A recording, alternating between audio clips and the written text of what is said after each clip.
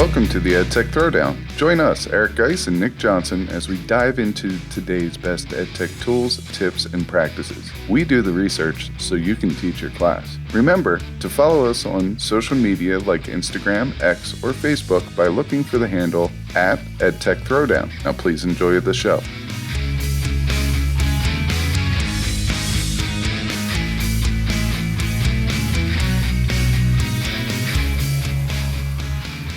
Welcome to the EdTech Throwdown. This is episode 193 called Check This EdTech Out. In this episode, we'll share some EdTech tools that we would use to create a specific activity for a specific purpose in our classrooms. This is another episode you don't want to miss. Check it out.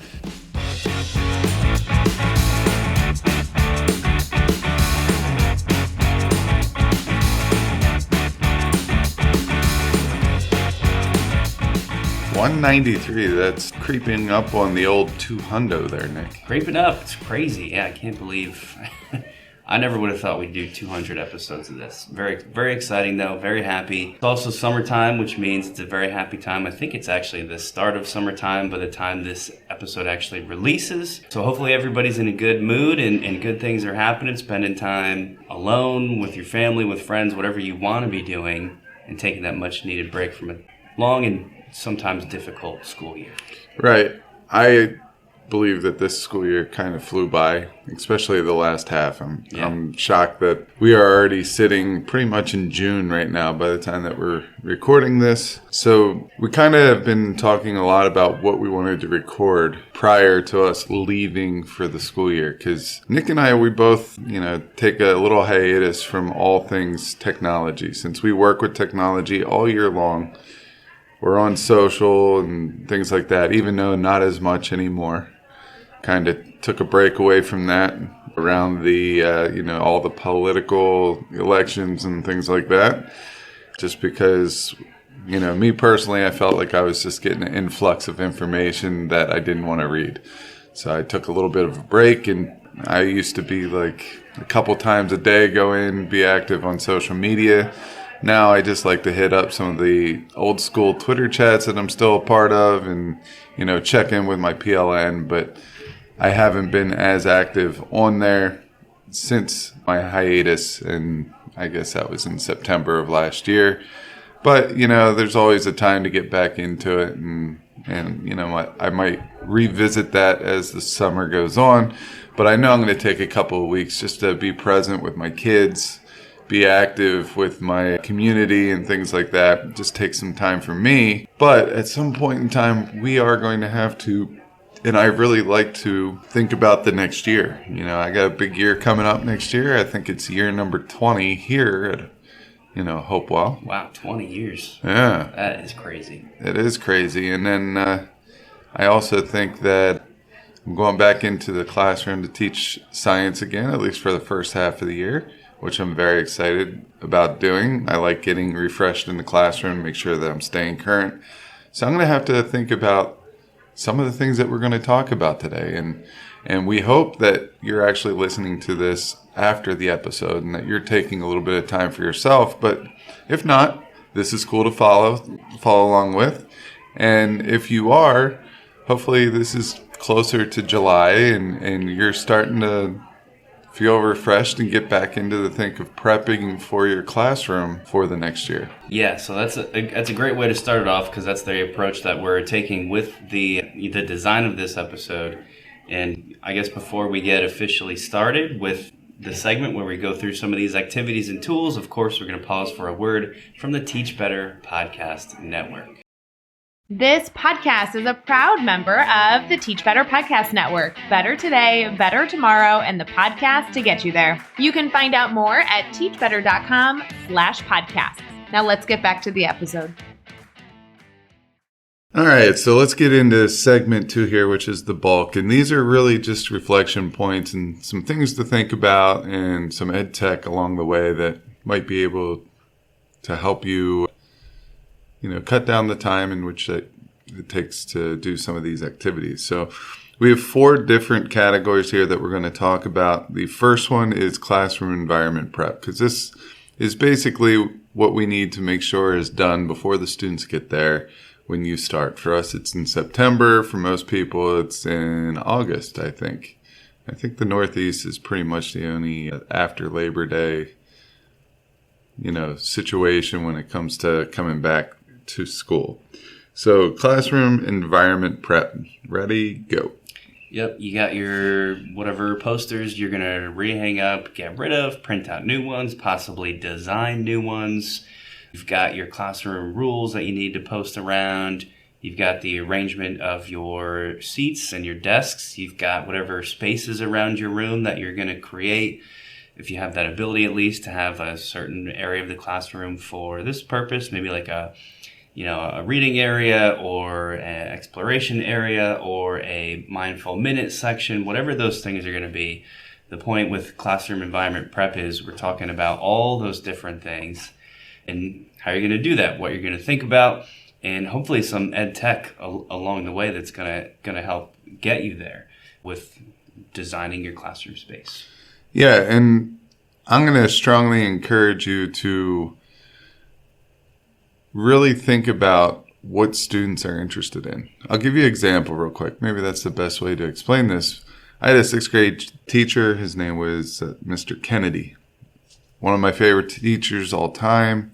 He had posters hung up, different athletes. I know he had other things too. He kind of broke it into 4 quadrants. He had like some of his favorite books in the back with quotes from those books and the characters from those books. I know that he had a Zelda poster back there. I didn't know who the person was. I wasn't a big video gamer growing up, but I know that my best friend was, and he loved the Zelda poster. And it had like one of the classroom rules on that Zelda poster. For me, there was a Wayne Gretzky, and I'm not a big hockey guy, but I love the quote that you miss 100% of the shots that you never take. My grandfather, my father, someone early on had told me that quote. And then when I saw it in there, I was like, oh, this guy's going to be cool. All right. I was like, I vibe with this guy. I don't think vibe was a word back then, but, that's a word now that my 3rd grader's using. So, you know what? I'm going to use it on a podcast. We'll write that down as a highlight moment for me where I am an ounce of cool. Maybe I'll play this for my son. I'm okay with vibe. Of all the new lingo that's coming up with Generation Alpha or whatever it is, vibe is the one that it makes sense to my brain. So I'm in agreement with your choice there. Bonus points for you. Yeah, but my point is to really think about what the kids are vibing with and maybe put something that is a little dry on that to spicing it up, to show connection, to maybe, we always talk first impressions, right? As soon as they come in, that's one of the first impressions they have is what your room looks like. So posters, rules, the biggest ed tech tool that comes to mind is Canva, right? So there's Canva.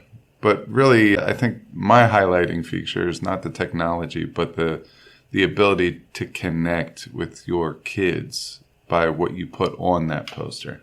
But Canva is definitely an easy one to do that. It's something that everyone should have access to. It's a free tool. So make sure that you're checking out Canva. Make sure you're thinking about connections that you can make first day of school with your kids. Yeah, it's a good point because you kind of can, once you get your classroom set and you've been teaching for a number of years, you can sort of forget the impact that can have. And if you go back and just think about any teacher in your mind right now in that classroom space, chances are some stuff sticks out to you. I can let's just take my high school chemistry teacher, who I liked so much, by the way, that it's why I chose the life path that I did to also teach chemistry. But I can still remember exactly what that room looked like. And the one thing I remember he did is that he would, at the end of the year, he would take down the, in the drop ceiling, we would take down the panels of the ceiling, those foamy, I don't even know what they're made of, those insulative things. And in student groups, you would get to paint them with all themed about a specific element. So me and my buddies got to do a panel on the element titanium or whatever it was. And then the whole year, the whole ceiling is covered with, these painted things. And it's just something that I always thought was cool. It let me know that his classroom was about students, because it was student work that was displayed everywhere. And I try to do the same thing with my classroom. And the point is, as a teacher, you never know the impact that these things are going to have, or how long that's going to stick with one of your students. Or like you said, those first impressions when they walk into that room. I think number one is, what do they see? What are they looking at on the walls in that initial moment? So it's a great advice. And I'm going to throw something else out here from a slightly more tech standpoint. Part of the classroom design is not always the physical space, but the digital space as well. And that would be the screen that you display from your projector and what's on that. So this is an old tool that still exists, and it's been a long, long time since we've mentioned it on the show. It's called Classroom Screen. I believe at classroomscreen.com. I might be wrong about the address. But what this does is it allows you to come up with a screen, sort of like a default projection screen for your classroom that has things you may commonly need, like timer, a noise meter, traffic lights to indicate certain things, certain rules about whatever should be happening, random name pickers, spinners, all kinds of things to help you manage those classroom routines from a tech standpoint. And there's like a ton of ways you could design this screen, this projection screen. It could be as simple as like a Google slide that you put together. But with Classroom Screen, it has all these widgets that are like interactive and built in, so you can basically have it for yourself, designed exactly as you need it. And then every day when you come in, you turn that projector on and put up Classroom Screen. And I just think it's super cool as one option for creating that digital space. You know, one thing that both of us kind of talked about there was we remember a teacher and we still remember what that room looked like. I, for some reason, just tried to go back and remember all my teachers' names in grade school. Okay. All right. So let's see if I could do this. I have Wickline in kindergarten. I do not remember anything about that other than being a pain in her rear end. Right. I remember being kept in from recess and being very unhappy about it. That makes sense. First grade, Levine, she was probably a year or two away from retirement. I remember her as being a sweet lady. Once again, I apologize to her for having to deal with me. I was very squirrely, unpredictable. You know, some people would probably compare me to a feral cat, something like that. Also makes sense. Yes. Next, let's see, Olson. I remember that she tried to teach me phonics. I could not get it.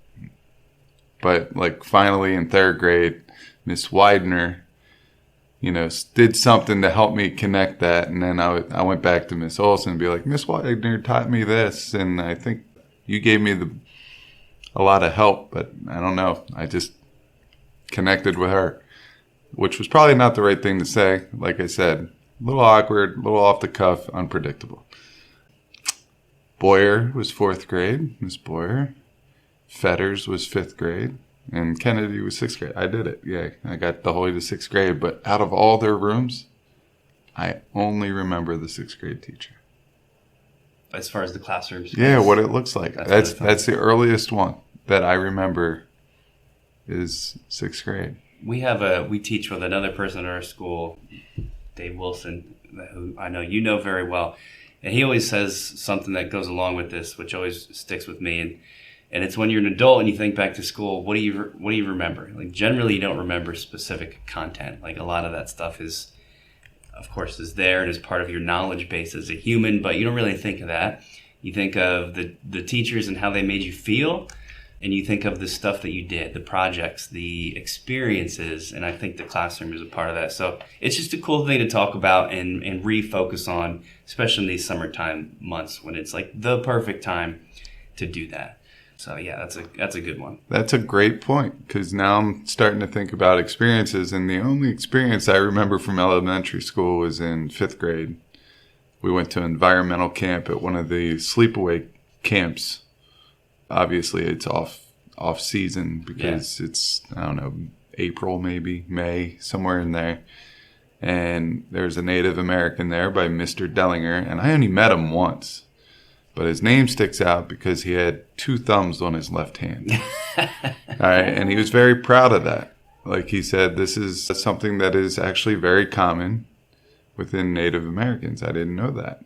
Crazy. I didn't know that either. Yeah, I remember that to this day. Awesome dude. He could shoot a bow and arrow and throw a hatchet like no one's business. Like, he taught us how to do that. That's cool. And he was like on point, that guy. Like, I was lucky to hit a board from like 10 feet away. Right. And he was like turning around, snap throwing it, and it's right in the middle. I'm just like... Maybe was it the 2 thumbs? Did that give him an edge up on his throwing skill? I don't know, because that's on his holding hand. It's not on like his like... I don't know. Cool. But that's what I'm saying. Like, and he played a pretty mean guitar too. We did a lot of songs with him. I remember that, and like I spent maybe a half an hour with him. Out of my whole life, half an hour. I remember that guy, that experience, and I remember what his like little hatchet that he threw. I remember what that looked like. I remember that there's a little chip off the handle.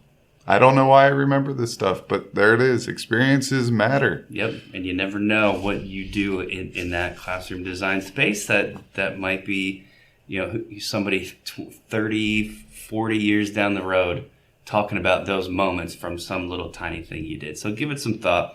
We're going to roll into the next one here, which is all about do-nows, question of the days, exit tickets, the types of things that you begin class with, end class with, scenarios, lesson starters, classroom hooks, whatever you want to call them. There's just so many different things around that, and just some of the ideas that we've got related to this. I think the key with these things for me is coming up with unique, novel things that get students thinking, right? That really puts them in a sort of a new situation, something that is interesting for them to think about. Maybe they don't even yet know how it's going to tie in with what they have to actually learn today. If I'm teaching about balancing chemical equations, I could start class by just saying, today we're going to learn how to balance chemical equations, and that's fine. Nothing wrong with that. But if I could pitch some sort of a strange, thought-provoking question or scenario, or watch a movie clip or whatever it's going to be, it's just that much better. And that's also part of that classroom experience thing we've been talking about. As far as the tech goes for this, the opportunities are almost overwhelming. And there's one, is it classroomhook.com? Do you know what I'm talking about? There's a certain website. I'm going to have guys look it up while I explain it. So you can type in a topic and it pulls clips, right? Clips from movies and TV related to whatever that topic is. And as soon as we find the name, we'll share it with you. But I use that all the time, and I love it because it hits that thing of the kids don't really even know what they're going to learn content-wise, because we're just watching a clip from I don't even know, some random little show from when they were little, and they remember that, and it's enjoyable for them. But then all of a sudden we transition into balancing chemical equations. Pretty sure it's ClassHook. Did you find ClassHook.com? Yes, nailed it. So another one we brought up on the show before, but that has always resonated with me, and it's just, I think it's perfect for what we're talking about here. Yep, I'm going to agree with that, and I don't know why, but this episode is making me reminisce with my childhood. Memory lane. Here, I'm gonna do a quote of a popular TV show. It might not be that popular, but it's popular in me. Do you have any cats? Chicks dig me. I have no idea what that is. That's from Alf. See, I never watched Alf. I don't know why. Maybe because you're too young. I don't know. Maybe. But, Alf was one of my favorite shows. I had one of those big, giant satellite dishes in my backyard, like the 12-foot, round ones. Yeah. That would take forever to go from one side to the next. And once you already set that one side, you can't turn it back until it went the whole way. Okay. We got 4 channels. I mean, I was out in the middle of nowhere. So you had to watch Alf. It wasn't much else of an option. I wanted to watch Alf. I loved Alf. I loved Gilligan's Island. Those were my 2 shows. that I watched, and then baseball games. Right. But we only got like the Orioles or the Pirates. That's about it. Nationals weren't a thing. But I don't know. I remember things, weird things. But do you have any cats? That's one of my favorite quotes from them. That's a good one. I mean, that's kind of the point of this, right? Is if you could tap into that type of a thing for students as you introduce your class, it's kind of what ClassHook allows. And I think that can be super powerful to start off a lesson. Hey, Kate, where's your big crock pot? Is that Alf as well? Yeah. Okay. Why do you need the big crock pot? The cat wouldn't fit in the oven. Oh, he ate cats. Yeah, right? he ate cats. He was from Melmac. They ate cats. I remember now. All right, great. Look at you. Bringing it back. Maybe you all are old like me. Right. All right, but yeah, some other ones that I like. I love kind of planning out the week and having a theme per day. Like Monday could be graph of a day. Tuesday is what's in a picture. So I'll give them a picture and they have to tell the story behind the picture or how it connects with content. Assessment prep. Team building. I like to do a little team building thing that may or may not deal with content every once in a while. Connections. So kind of like the New York Times game, but I give them the 4 things and then they have to tell me all the connections between those 4 things. Like it could be a picture, a graph, a fact, 4 facts, a scientist, whatever it is. You just give them, just one thing out of all those. And they have to connect all 4. So if you give them climate change graph, you give them a famous environmentalist, you give them Al Gore's CO2, paying for CO2, his whole thing. And one other thing, and you have them investigate those 4 things and tell you the connections between the 4. Now, I will tell you this. There's a site called Graph of the Day or Graph a Day. If you look it up in Google, it'll be there. And it's a lot of random graphs. I don't need the graph to be about AP Bio. I need them to be able to tell the story behind the graph. And that's very important. If they could tell the story behind the graph without actually having anything there but a title, then I know they probably understand the content and the relationship between the X and the Y axis. So that's important. Canva Sheets that just got revamped and thrown out there. I'm going to dive into that this summer and see if I can use the AI in Canva Sheets to kind of make these graphs of the day. Quizizz is something that I'll use for a quick, game at the very beginning of class where they each get to go answer like 10 questions, and whoever gets the most points gets, whatever, golden star. There you go, hand it out. And then you also mentioned Classroom Hook, which I think is pretty awesome to just be able to throw up there, kind of personalize the class a little bit, especially if it's something new and relevant to the students.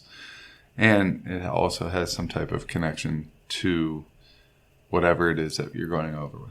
Just one thing I like about that before we move on to our next little segment here, and that is the cool thing about one small piece of what you said is if you do this in a structured way, like every Monday or Friday is the graph day, or every Tuesday is the what's in a picture idea, kids can really also latch onto that. So they know if it's a Tuesday, they walk into your room, what are they thinking about?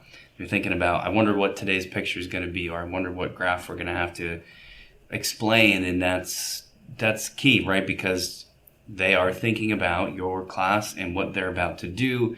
You've almost already got them hooked at that point, and the structure of it does that. So you can building that in, I think, is super powerful. Awesome idea. Glad you shared it. We're going to get into the next little section here, which is, we call it course-long gamification. Essentially, that means establishing some kind of a game that is played in the background during downtime, free moments, substitute days when you're not there. Really anything you need it to be, maybe at home, maybe like some homework things over the weekend, or just casually as students are living their lives. There is some activity or point gathering system that lasts the whole year, and you are conducting that and sharing that information, via some sort of a leaderboard in class, basically. We talk about this a lot with our show themed games, like Survivor themed games, My Amazing Race themed game. If you are a longtime listener of the show, we used to talk about that a lot when I was still sort of working on it and developing it. The point is you can use these like TV game shows as models for things that then last throughout the year. So the students are always sort of working on it and building things out, earning points for their team, and then they keep that team all year, and the team at the end of the year with the most points gets a certain thing. And there's just lots of cool ways to conduct that. I mean, you could design the whole thing yourself. I think the way we designed the Amazing Race one, and I say we because it was actually Geis's idea, and he helped me build out a lot of the first version. We just made it all ourselves on like a Google site. If I was doing it today and starting from scratch, obviously I would be doing that on Canva Sites, so I could make it look super, high quality and catchy and flashy and do all the great things that Canva does. But you could do that, right? You could build out something housed on that website yourself from the start if you wanted to. Yeah, I mean, everything that you said I'm on board with. I just want to also throw out flippity.net for gamification. My leaderboard is typically done there because it could be a live leaderboard. As soon as you change it, everyone can see the live leaderboard update. Really like that one. It has a lot of other tools, name pickers and some creative stuff there. It has brackets if you're doing like a March Madness type thing. It has all that good stuff there. But these course-long gamification tools, I think, are very, very powerful, especially when you only have check-ins like once a week on the points. Like, you do not need to have everything worth points. That's not what they're there for. It's just going to be very tough on you. You could just pick up, you know what, this week it's going to be a behavioral type thing. That's how you earn your points. Just have one weekly goal that you want them to focus on. This week it's going to be participation. Every time you participate, you get a point for your team. Next week, every time you ask a good question, a quality question, you're going to get a point for your team. Or whichever team asks the best question during that class period gets 5 points. So you're only rewarding it one time. So you're not having to change it for every little minute detail that runs in your classroom. So definitely put parameters on it, put guidelines on it, and I think your kids will be invested in it, and I think it won't really take that much effort from you. Yeah, this doesn't have to be with students. If you're an administrator or a tech coach, you can apply these same types of things to staff or for PD days. Depending on how you implement it, that can often fall flat. So you got to be careful and make sure that you're doing things that your colleagues will actually be into, and it won't be viewed as like silly or a waste of time, because it could easily go that way. But I have seen it work, and I think it's worth at least considering. And the only other thing I wanted to add here is that if you don't want to build something yourself from scratch, because to a lot of people, when you say design your own website, they're like, yeah, okay, I don't have time for that. And then they might ditch this whole idea. There are other places online you can go that essentially do the building of the game for you. And I think a good one is Goose Chase EDU. You can find them at goosechase.com. And essentially it does exactly what we're talking about, except it is the platform, so you don't have to build the website. I'm looking at an example that they have. If you head to goosechase.com, I think the best place to start is just to scroll down and click on a button they have that says Get Inspired, because that's going to show you examples of templates that other teachers have made, just so you sort of know what it is and how it works. So I'm looking at a example from a math class right now, a geometry class. It's called Geometry Fun with Angles and Triangles. It's called a math mission, and it's essentially just a list of challenges, and I'll read some of these. So the first one is called Acute. Find an example of an acute angle and take a picture. So this is all happening within Goose Chase. The students submit the picture, and if you're the first student to submit that picture, you get 400 points for finding that acute angle. Here's another one that says measure an angle. What is the measure of the angle in the picture? So this is one where you actually put in like a question. Then it goes back to obtuse. Find an example of an obtuse angle and take a picture and submit it. And all these things have different point values, and it tallies those points for you. The leaderboard that Geis was just talking about, Goose Chase will have that for you. And the cool part again is this is just happening in the background at home in kids' lives. It's the classroom expanding beyond the walls of the school itself, and it's very cool. I've never used Goose Chase, but I know we've mentioned it before on the show, and it fits in here. Yeah, and just so you know, they do have a free version for educators. There are some limitations to it. For example, in the paid subscription, you could have teams or individuals complete these. But for education, for the free version, it's team mode only, up to 5 teams per experience, up to 5 mobile devices per team. But you could run unlimited experiences, but you can only run one live one at a time. All right, so I could easily see how you can try this for free, at least one time. Yeah, or something we like to do is try it for free just to kind of see how it functions, and then go try to build it yourself in a website now that you've got a sort of a model to follow. It's a cool idea. Which means we're going to start to wrap it up with our final of the 4 categories we were thinking about today, which is sort of something we were just getting into, building that website, but not a class website, a website that could be used for a specific activity in your class, or just like a website maybe that already exists for a specific activity in your class. Like let's say you want to build out a playlist, and what is going to be your place to go to do that. I've made no secrets in the past that I'm a Google Sites guy just for how easy and fast it is. And sometimes as a teacher, that's what you need. I don't necessarily need it to look like it was designed by a professional web developer. I need it to look okay, and I need it done, in the free 30 minutes that I've got today. Google Sites is your answer to that. Now, if you've got the time and you want it to look super flashy, of course, you're going to go to probably Canva and use their Canva Sites option to build it out.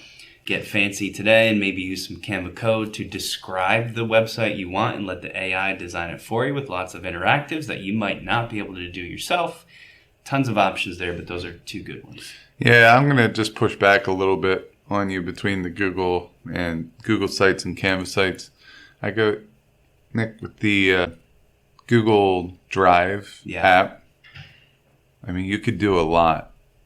It's no different to me whether I'm connecting to the Google Drive app or my Google Drive within Google Sites. Right. They're the same thing. So I just think that you're leaving the boxy feel of Canva Sites behind, and it's also going to allow you to go in, and when you have more time, if you want to spruce it up a bit, you can. So totally. I'm definitely going Canva Sites there. An activity website, such as a case study type website, there's data nuggets. I really like data nuggets. It's data that is made by real scientists and sometimes like groups that work with scientists. But it's real data is what I'm saying. And it allows students to go pick a topic and kind of work with that data. Not all of them are in the science realm. Most of them are connected to science directly or indirectly. But go check out data nuggets. I also like claims, evidence, reasoning web pages. I did this for what I called Save the Polar Bears. It's about the polar ice caps melting. Playlist you talked about a little bit there, but you could also do this with choice boards as well. Make a website that's just your choice board, so when they click on it, it gives them the activity, and then you tell them that they have to get tic-tac-toe, or they have to have an appetizer, a main entree, and a dessert, whatever it may be. But I think that's going to wrap it up, right? Yeah, that's a fun episode to do. Hopefully we gave people a good scatter shot of ideas, of some, like we said in the title, some EdTech to check out as you specifically start to think about your classroom and its design and how you're going to set that up for the coming school year, or at any point in the school year, because these ideas are just always good ideas to consider. So that wraps it up for this episode officially. As always, thank you for listening.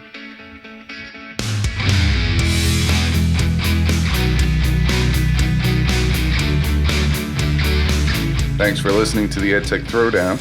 Do us a couple of favors. Subscribe to our podcast on any major podcast catcher such as Apple, Spotify, Amazon Podcasts, and Stitcher. Go over to YouTube, search the EdTech Throwdown, subscribe to the channel. You can connect with us on Twitter, Facebook, and Instagram. The show's handle is EdTech Throwdown. You can connect with Geis at GeisGotTech, Nick at NickGotTech. You can write us an Apple Podcast review. You can tell your friends about www.edtechthrowdown.com. And lastly, go over and check out our friends over at the Teach Better Podcast Network, a network that we are so proudly involved with. Until next time, remember, go try some EdTech because we will do the research so you can teach your class.